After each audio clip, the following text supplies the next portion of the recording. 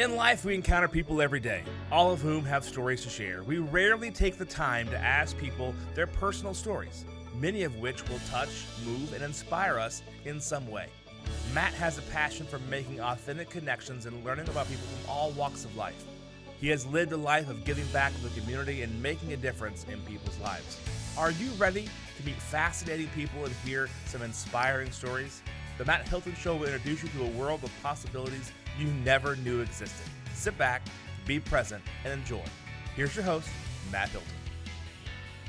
Hey everyone, welcome to the Matt Hilton Show. So glad you're tuning in today. Yeah, our studio audience, most definitely. And if you would like to be a part of our studio audience, you too can be here on the days that we film. And tune in to the YouTube channel or the Matt Hilton Show on Facebook and find out those days. And we'd love to have you here in the studio audience. If you haven't subscribed yet to the YouTube channel, please do so. And we'd like for you to like and share and do all the things to get more people to engage and be a part of the Matt Hilton Show. We're so glad you're here today. Today's guest is a good friend of mine, and she's someone who is a very influential woman, and I love her to death. And she is here to share part of her story with us. And I don't know what else more to say about Julia Lachey. Julia, thank you so much for being here. Hi, Matt. Hi. Thanks for having me. I'm excited to be here with our live studio. Yeah, that's right. Woo-hoo!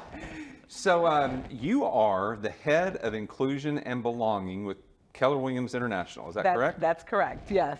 Okay. Yes. So what happened to the diversity part of that? Like, why isn't diversity used with your the title? Well, it depends on who you ask. Because okay. in some instances and cases, you'll go online and you'll see head of diversity, equity, and inclusion. And then in some spaces, you see inclusion and belonging. I actually picked inclusion and belonging myself on purpose because the need for people to belong, it's an innate human need and a human desire. Right. And that part of the role was tremendously important to me to make sure that people felt the sense of belonging. So I called it inclusion and belonging, but it depends on where you go. You might find it say diversity, equity, and inclusion.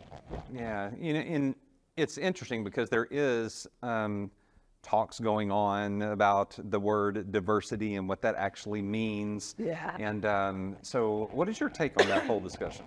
Well, I think one of the things I learned when I first started this role as head of inclusion and belonging, or head of diversity, equity, inclusion, whatever you'd like to call it, is that a lot of people have a severe misunderstanding of what DEI means.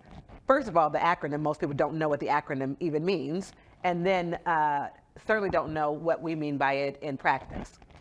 They just know they saw it on TV, somebody said it was bad, they should ban it, and don't really know what it means. It's pretty simple. Diversity is literally the fact that every single person you encounter, I don't care what business you're in, 100% of your clients are people. And every single one of those people are going to be different. Right. And also, I think what I learned is that most people, they hear diversity, they automatically think race, which is one component of our differences, but there's probably 1,000 other things that make you and I different from each other. Right. Race is one of them. In fact, religion is actually the oldest and most meaningful way that people differ. So diversity is literally, even in your household, I've got 3 older brothers. None of us are, like, my kids never even believed that I was related to them, at all. We're very different. Even though we grew up in the same house, we have a lot of diversity even in our own household. So diversity literally just means the differences from each and every single individual that you meet. Every space you're in is wildly diverse, whether it be diversity of thought, diversity in religion, diversity in gender, diversity in how tall you are, how short you are, what color hair you have, if you wear glasses, if you don't wear glasses, if you can hear, if you can't hear, if you have a disability, if you don't have a disability. That really is all diversity is. It's literally the beautiful tapestry of humanity. That's what diversity is. That is such a great definition and explanation of that, right? I mean, I remember being in one of your classes and you used an example of, having a room full of people who are of all the same color, right? And you're like, there would be so many differences within the room. Right. With people of all the same color. That's what diversity is. Because the misunderstanding is that diversity equals race.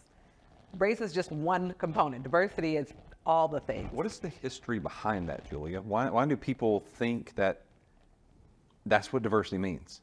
Well, I guess in the United States, it is one of the things that people choose to see as one of our greatest differences, for whatever reason, for the long history of the United States as it is, right? Sure. And it has actually been, specifically in the United States, there are a lot of disparities that exist between white households and black households, again, because of the nature of the history of the country, going all the way back to slavery, right? Right. So there are really large disparities that exist. If we were talking about home ownership, which of course we're both realtors, there's a really large disparity in home ownership amongst white households and black households. So the white-black conversation comes up a lot just because of the history of the United States.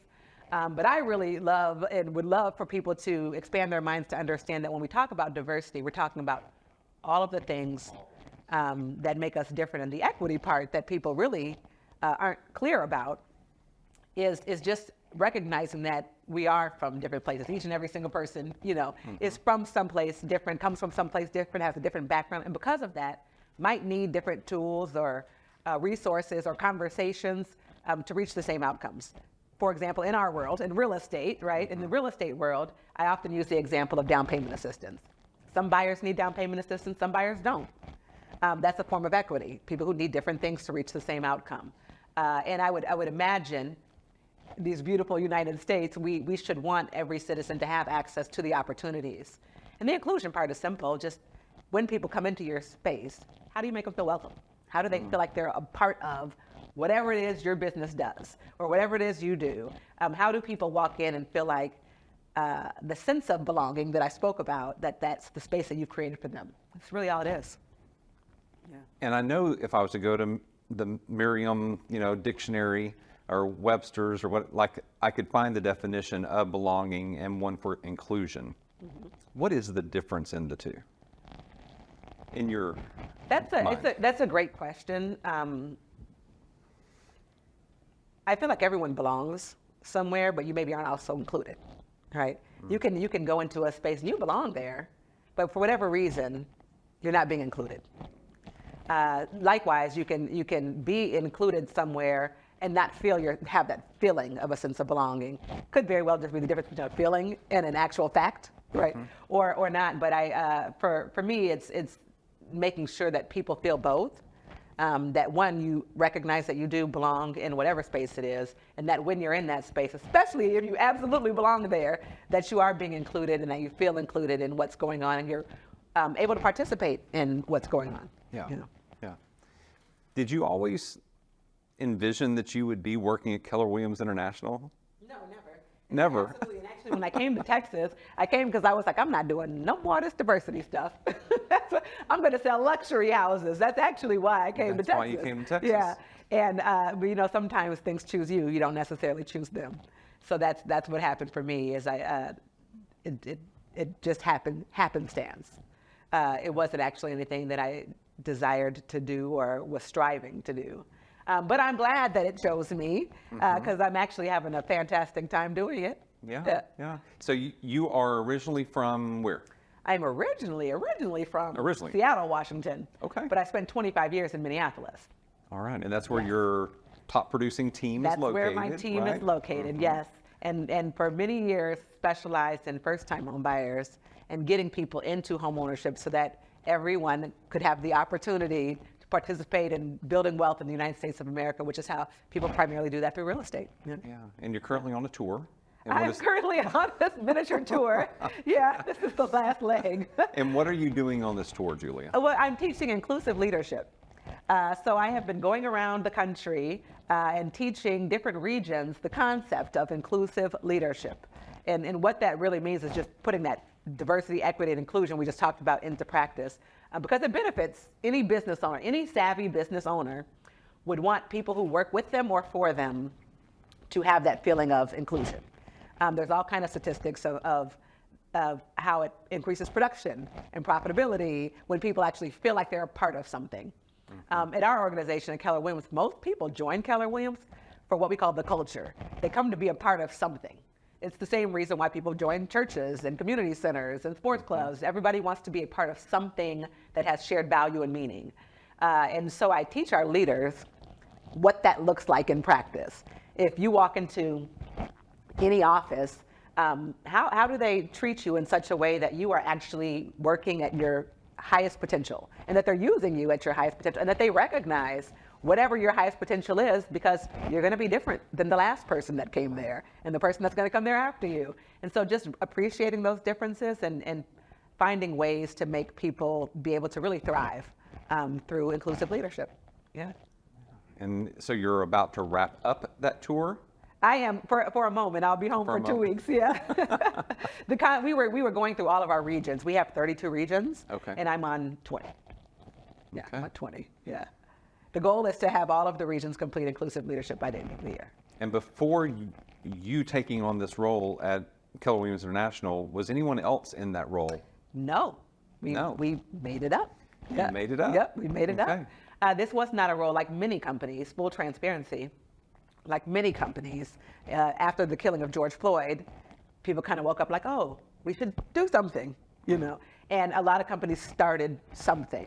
And sadly, a lot of those companies aren't still on that journey of the pursuit of equity and inclusion for people, you know, that are in their organization. But we are still moving forward with making sure that anybody that comes into any of our 800 offices has a place where they can build an amazing real estate business and thrive. Yeah. What is the biggest hurdle in getting all the offices on board, all the ownership, leadership? Because I'm sure there are different parts of the country who it's really hard for them to get on board. Well, it's interesting that you say that. So I, of course, travel all over the world and all over the country. I'm in all kind of cities and all kind of towns. This last week I was in 5 different states, and everybody thinks that their place is unique. Everybody says, oh, Julia, when you come there, you know, this is, it's going to be, we have to, and you know what's interesting, Matt? What? They're all the same. Really? Any town USA, they're all the same. Because you know why? People are people. Everywhere you go. It's very interesting. People always think that they have, no, it's really bad. This is going to be the, you know, and it's literally like it was in the place I was at 2,000 miles away, you know. It's not as different as you would think. And primarily because it is just one country that has the same societal beliefs, you know, and thinking. But the other thing is that we actually are more alike than we are different. You know, as much as we talk about diversity, equity, and inclusion and our differences, Maya Angelou has this poem that I love called, I think it's called The Human Family. And she says in it, we are more alike, my friends, than we are unalike. She says it like 5 times. But the reality is it doesn't matter if I'm in California, if I'm in Mississippi, I was just in Memphis, I was in Virginia, I was in Miami. It doesn't really matter where I'm at. People are all people, and we're actually more alike than we are unalike. So it's not quite that different. And the concepts that we have been taught that have been deeply embedded in the United States of America are the same on the East Coast as they are on the West Coast. But again, the same in the North the same versus in the the South. North and the same in the South. They Interesting. might look differently or be shaped differently. Same clay. Yeah. Okay. Yeah, same thing. So that's been my experience, at least. That's been your light bulb or aha That's moment. been my aha, is okay. that, and honestly, the interesting thing is, good people. Most people are actually good people. Some people are ignorant people, wildly ignorant. But they're good people. A lot of people don't know what they don't know. And also, there's a statistic, I think it's like 30-something% of Americans have never left their town. That is like my greatest fear for people, is that they never get out of their zip code. Because all they know is whatever their little small town says, or who they have in that town, Yeah. or what they think. They don't know anything different. So they're drawing all these opinions and biases and beliefs off of the very minute amount of people that live in this world. Like really minute amount of people live in your little town in this whole big great world, and all you know is this.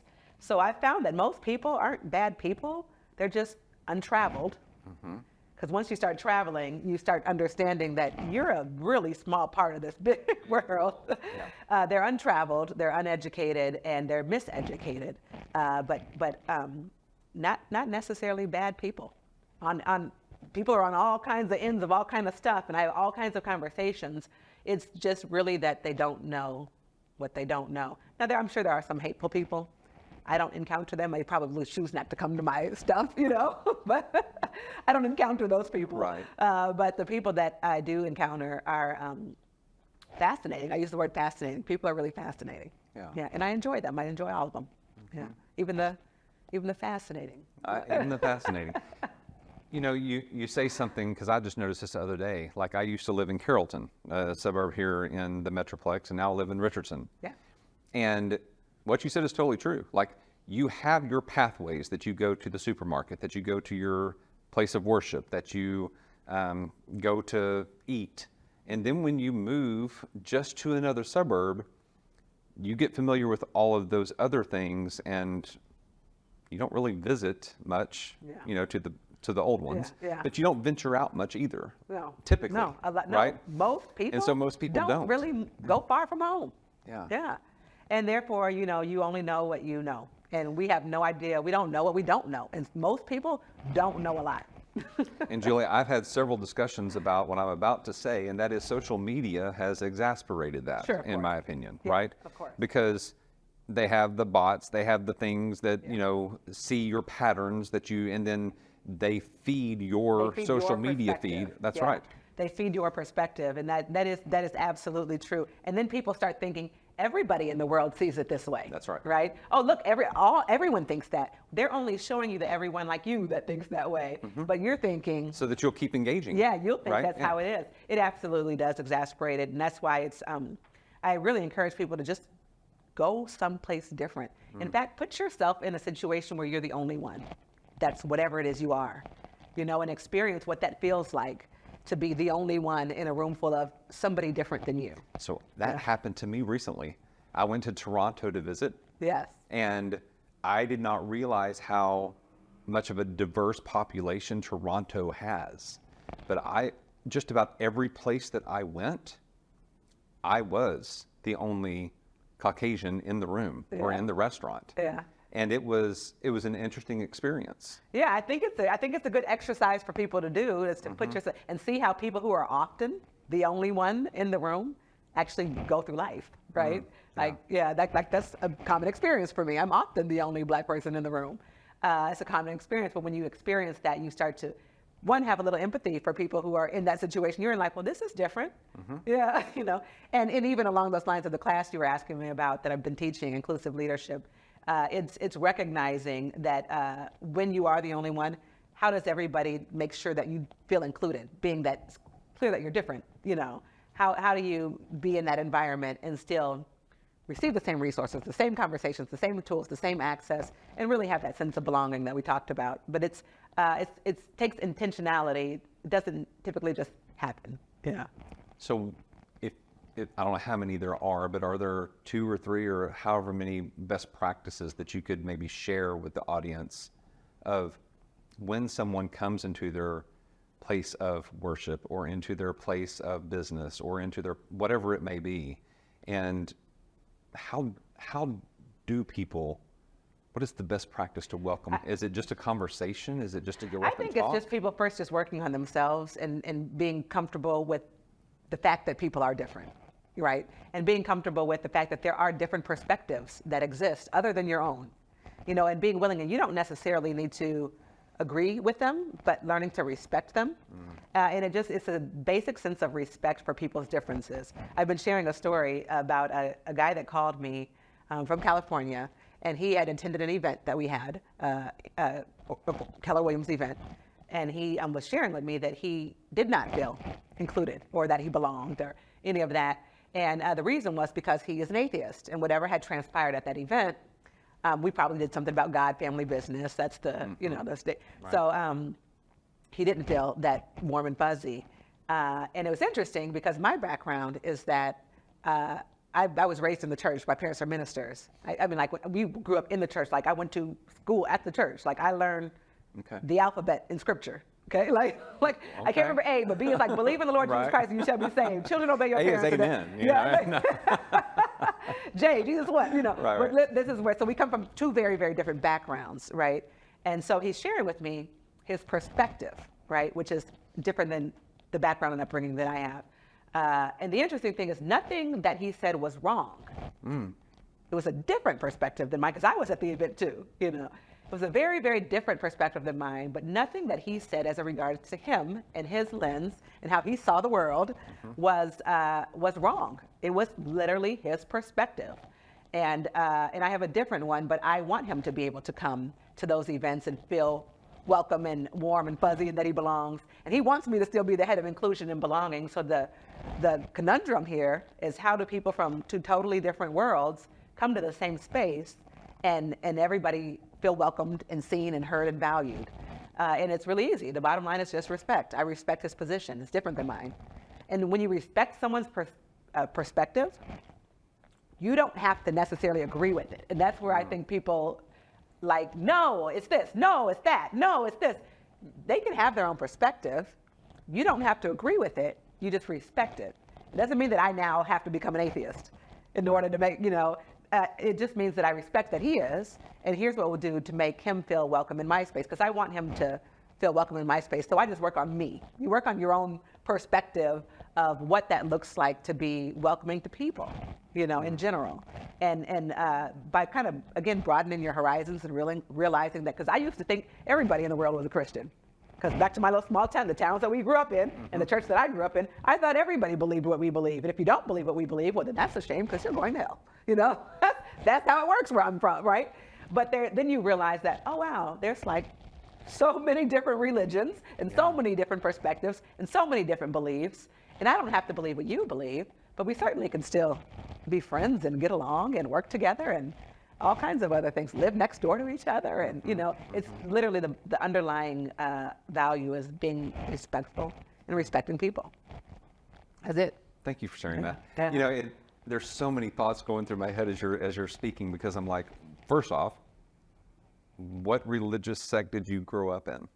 Oh goodness, y'all probably don't even understand the struggle. So, but because I was raised very similarly. That's why I'm like, So some people would call it Pentecostal. Okay. Yeah, but actually it was Church of God in Christ. We call it COGIC. I was Church of Christ. Yeah. So, there you go. So when I was in Memphis, I was saying certain words and they were picking it up. So I was like, oh, y'all are church. Y'all are church. Yeah.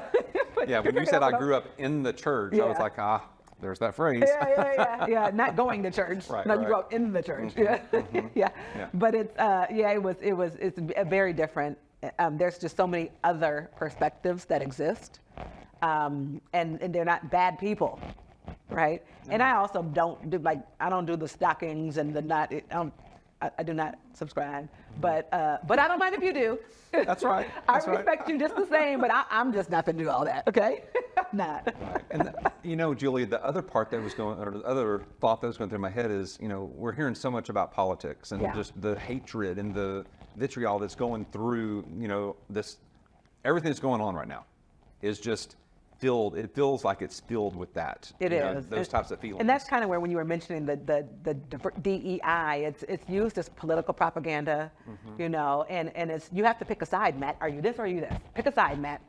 There's no playing with people on the other side. That doesn't jive with me. I mean, why do I have to pick a side? Who lives like that? Why are we? And we vote for people like this is our democracy. Literally, is like pick a side, and we don't fraternize with them. And in fact, if they fraternize over there, then it's just the most bizarre thing to me. But it used to be that way. Yeah, it's just. I mean, bizarre. From what I remember, and I had another guest on the show, Kathy Ward, who was the Collin County Republican Party chairwoman, right? And she was like, I remember when I served, I would drive to Austin with my counterpart, who was the Collin County Democratic, party chairwoman, and they would drive to Austin together and have conversations, and it was in respect. We're just right. people. But she said there was respect between the two of them, right? That's what's lacking. It's just the respect. And because, again, we are more alike than we are unalike, we can have a difference of opinion and still like each other, right? Yeah. By the way, who likes everything about somebody and everything they say and agrees with everything? No one. Even the people you are married to, that you live with, you don't agree with every single thing they say. That's but right. We're like, hey. But you still love them. Like, there are days, and kids, if you're watching, just know where I'm coming from with this. There are days that I don't like maybe one of my children because of what they said or what they did or what, right? Right, yeah. But I still love them. Yes. Right? Yes. I mean, you don't you don't have to agree. You don't have to agree with everything. So where we got lost along the way of, if you don't agree with me, you can't talk to me. Yeah.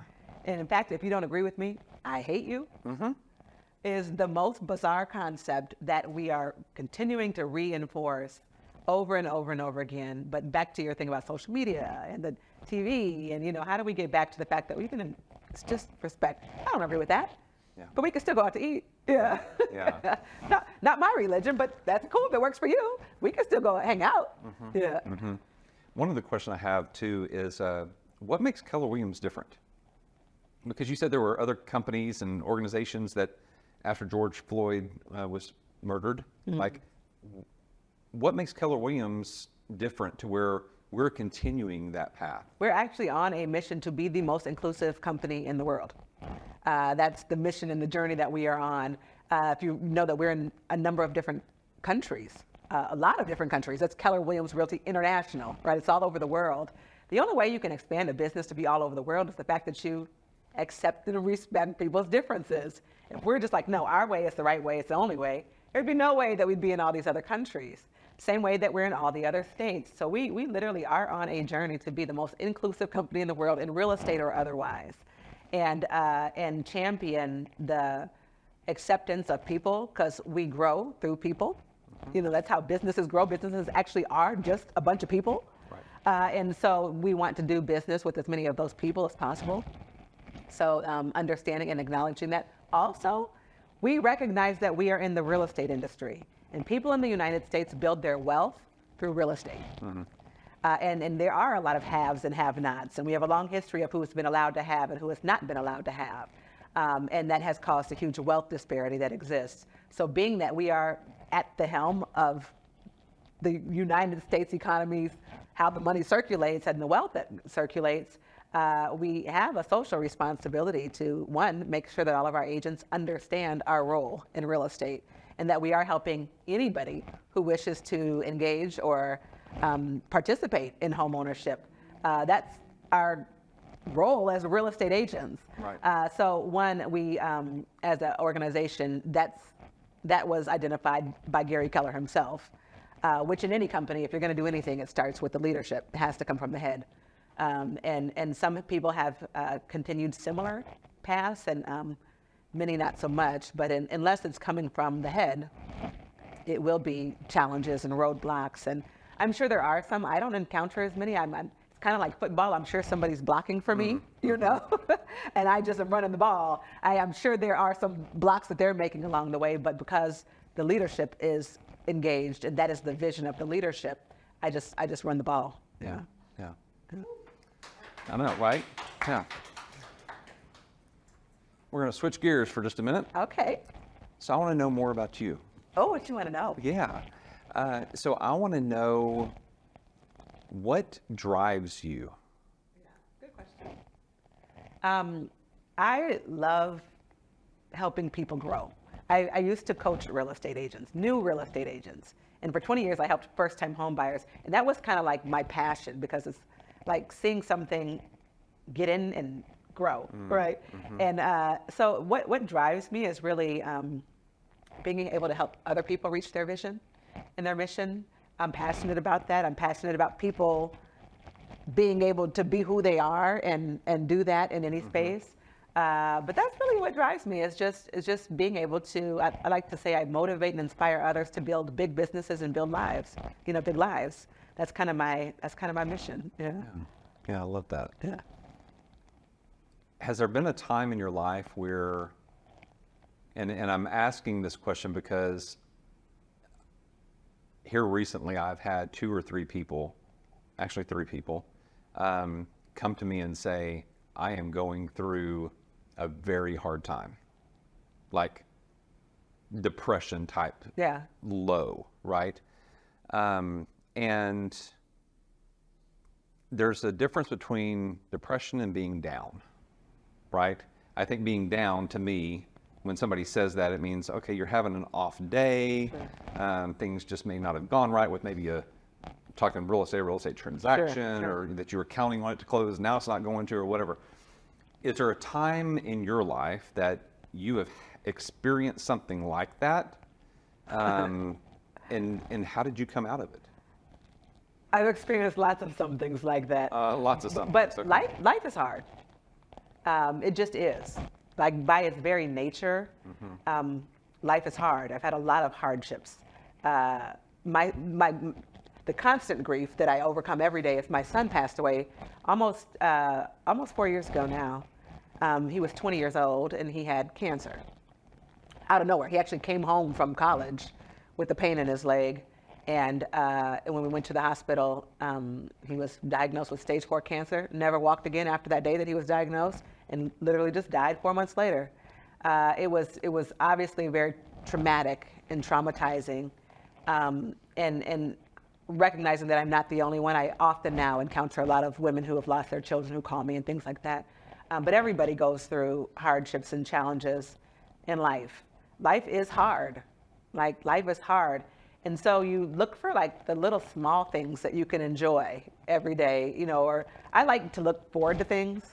Like I like, even if it's small things, like after this, there's a little Thai restaurant that I like and I'm looking forward to going there. And I get excited about really small, dumb stuff because life is hard, right? And so when you just find small things that make you happy, sunflowers, you know, or Thai food, or they got this really good lemon drop at that place that I'm really looking forward to. You look forward to something, but some people, I think the difference you're saying of being down or having a bad day and being in a state of depression is how long it lasts. You know, you can be down for a day and then you're like, well, tomorrow will be a better day. But when you're down and then you're down again and then you're down again, and that down starts lasting for a long time, you're having trouble getting out of bed, you know, that's depression. And a lot of people actually suffer from depression because life is hard, you know, but it does help to have something that you are grounded to or tied to. For some people that's religion. For other people it's a cause. You know, like there was a show you just previously had with a lady that was a breast cancer surgeon, right? Like that's the cause. Like there's a whole cause. There's something that bigger than yourself that you get up every day to go and do. This journey to be the most inclusive real estate company on the world. When I took that role, literally, I think maybe a year. I don't even know if it had been a year when my son died, you know, and it gave me some purpose. It gave me something to get up for because it was very difficult to get up, you know, and so How did you? I mean, I know that may sound like a probing question, but I'm a father of 4 myself, and like I would never think that, you know, a parent would ever need, or there would ever be any solace in any child passing away, right? Right, yeah. For one to pass away suddenly, like so young, yeah. and so young, Yeah. like I know there are people that are tuning in that maybe Lots of people, that yeah. are going through something Yeah. similar, and it was just 4 years ago. Like Yeah. you are like doing big things, and does the legacy of his life keep you going? Like what is it? You know, it's, I actually get offended when people, if you're watching, I'm sorry, a lady inboxed me, she's like, you're such a strong, independent woman, and I blocked her, right? Because I don't like it for, like, I'm not strong on purpose, you know, it wasn't like I chose, like, I know what I'll do, I'll lose my child so I could be strong and independent, you know. That wasn't a compliment to me. I'd rather be known for like my softness instead of my resilience. But people go through really hard times, and I would just actually just pick one thing a day to get done, because like when you're in that depression or that grief or whatever it is where you don't have a choice. I didn't have a choice. Like, right. I guess some people have a choice, you know, but you don't have a choice. You have to continue to live, right? And I would just pick one thing a day and be glad that we use something called a 411. It's like a goal tracker. And I would have my 411, and it's like I said, difficult to just get up. For some people, it's just hard to get up. So I'd really dumb the goals down. I shouldn't say dumb them down. I would just pick one small thing. Like, today I'm going to call the bank and I'm going to do blah. And if I got that done, I was like, oh, good job, girl. Okay. You're right back in the bed. Like, I did that. Yeah. Like, today I'm going to actually get up and cook something. And then I'm going to put some clothes on. And then I'm going to also, by the way, it was COVID right when that happened. As soon as that happened, so then I was just really Yeah. So I'm like, well, I'm gonna get up and I'm gonna get on the Zoom meeting, and when I do, I'm gonna put pants on, right? Like, so, and I would just that one thing and be like, oh, I did that, because it takes a lot of energy when you're depressed to do anything. So I would just do one thing and then turn it into 2 things. And it turned into 3 things. So it's like, I think I'm gonna do all 4 of these things this week, and just and give yourself some grace. Yeah. But do something. Get, set a goal and get something done. Even if it was like literally my goal would be like, I'm gonna call the bank, I'm gonna put on pants, and I'm be really proud of myself. Yeah. For sure. And I would assume that you had a support system. That is an assumption. Okay, see? Yep. That was an assumption. I was so did also you not? going through a divorce at that time. And I had just moved to Texas, so I was by myself in a state where I didn't know anybody. So I didn't really have a support system in the way that I would have liked to have a support system. Of course, I've got a lot of people that love me, but I was physically by myself. And so no, that's where it even becomes even stronger to be, even harder to just be like, okay, do the one thing. I don't really have to. There's nobody coming to pick me up and put me up, So it is definitely a choice, And there's always, like I said, a purpose bigger than yourself that we are attached to, that gives you some purpose and passion in life. Like I'm doing something bigger than just for me. Yeah. And if you don't have anything that's that something, find that something. Yeah. And that's where these groups come in, and that's where the sense of belonging and inclusion comes in. Join a group, any kind of group. I was in a group right when my son died. It was a group for grieving mothers, and I had previously been a real estate coach, so I just kind of took on the nature of that. Like let me not say with a smiley face. This lady posted a picture, and she's like, me before my son died, me after my son died, and it was just like, I don't want to point out the obvious, but in the first picture, you combed your hair. In the second picture, you didn't comb your hair. Maybe comb your hair. Like it's just a suggestion. Just a coachable moment, maybe. Sure. Like small things. But so I found myself in a group where there's other people experiencing something who could, especially somebody a little further down the road, which is sometimes often why women will reach out to me when they've lost their son.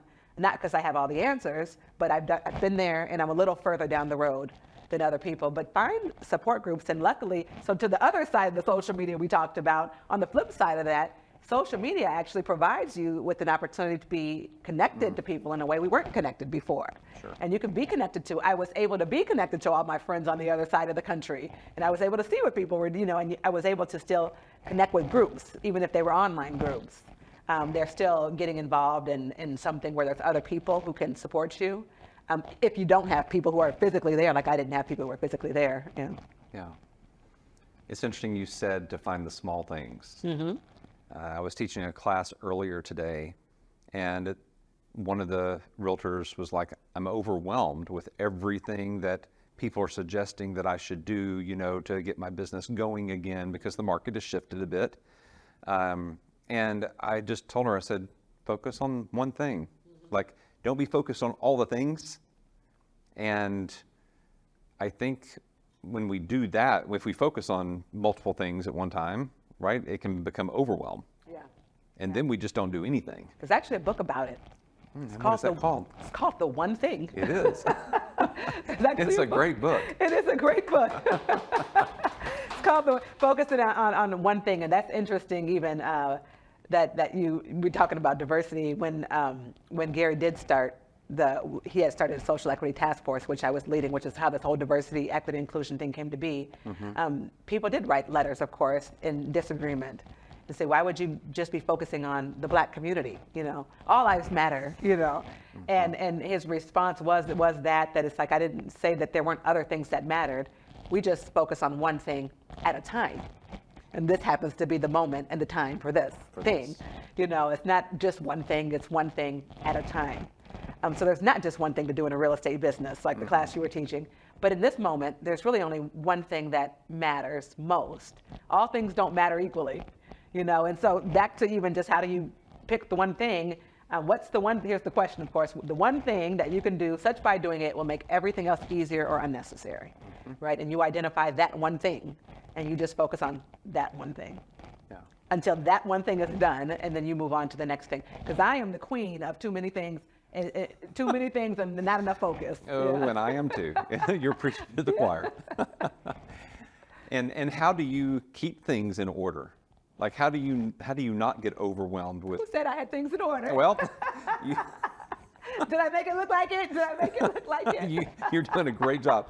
No, as far as, I mean, not missing appointments or knowing where you need, I mean, I would think a calendar or some type of scheduling system, right? Absolutely. And again, I do use that structured GPS of here's my goals for the year, here's the goals for this month, here's what I need to be doing this week in order to reach this month's goals, in order to reach this year's goals, because it's more than just what I should be doing. It's also a list of all the things I shouldn't be doing. When I start doing other stuff, and if it's not on this list of things that I've already identified are the things to do, then I'm obviously off track and I'm doing the whole squirrel thing that we like to do. But I do use that as a guide daily to make sure that I am focusing on the one thing. Yeah. Okay. Yes. If there was one person that you could meet that's currently living, who would that be? Oh, that's a good question. Somebody in the audience said, because I told her when she was supposed to be helping me find a man. Oh. So there's one person that I can meet that's currently living. My future husband is out there somewhere. Wherever you are, we're looking for you. That's great.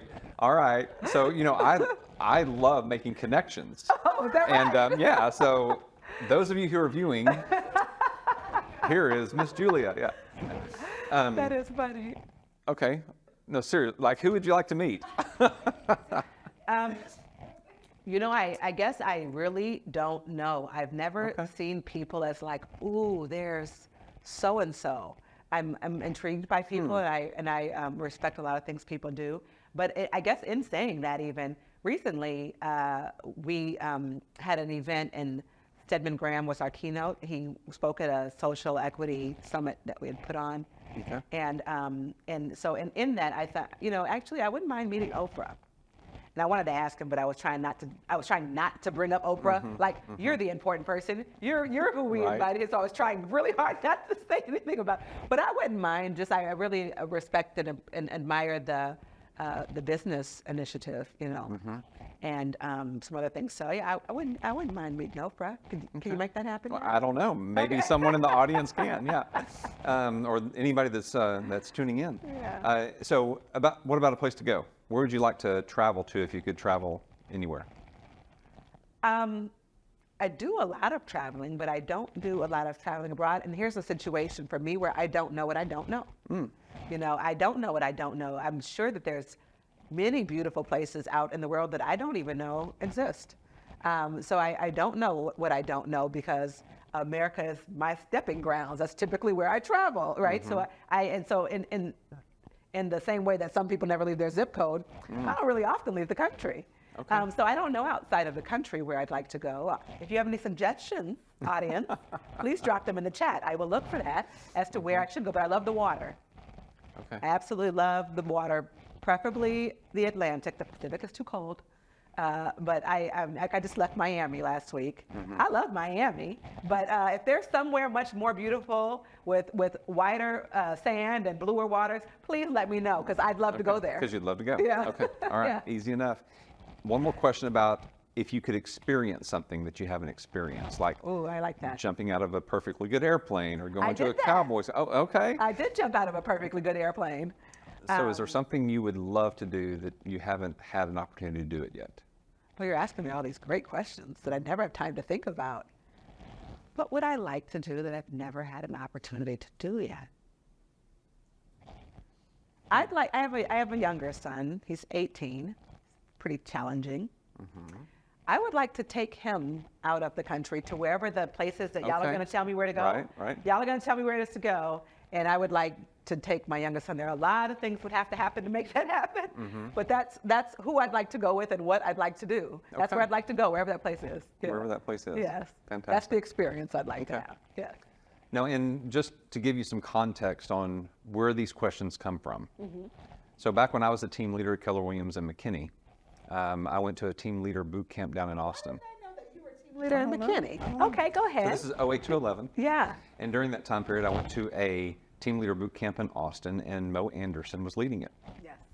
And at the beginning of it, she was talking about, and at the time she was vice chair of the board.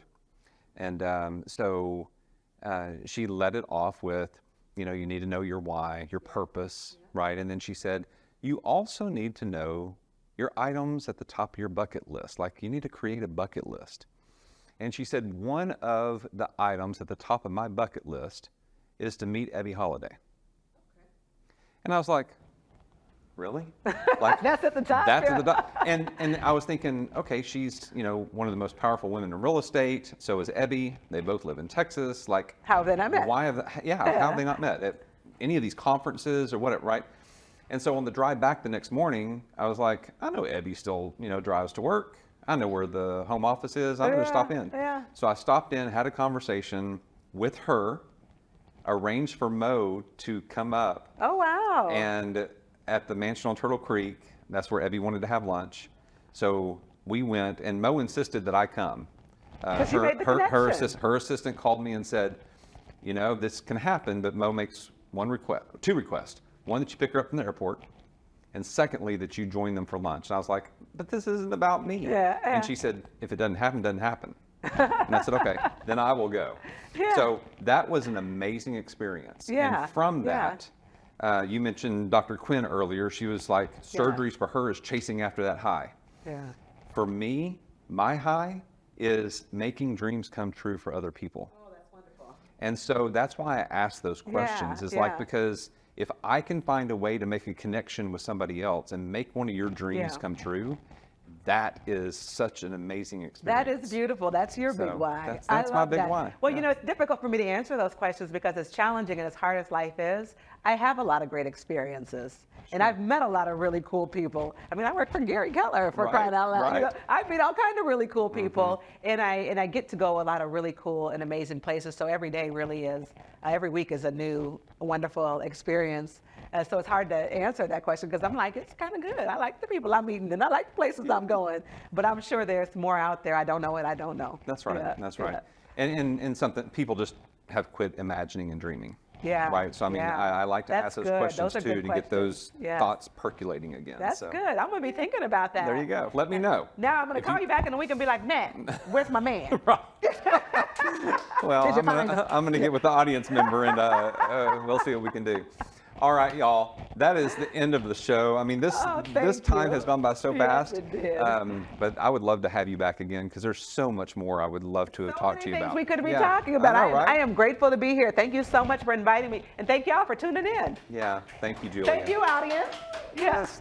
All right, everybody. Thank you for tuning in this week and listening to Julia's story. And, you know, if you haven't subscribed to the YouTube channel, please do so and like our Facebook page. And tune in next week as we interview another fascinating person with an inspiring story. Take care, y'all.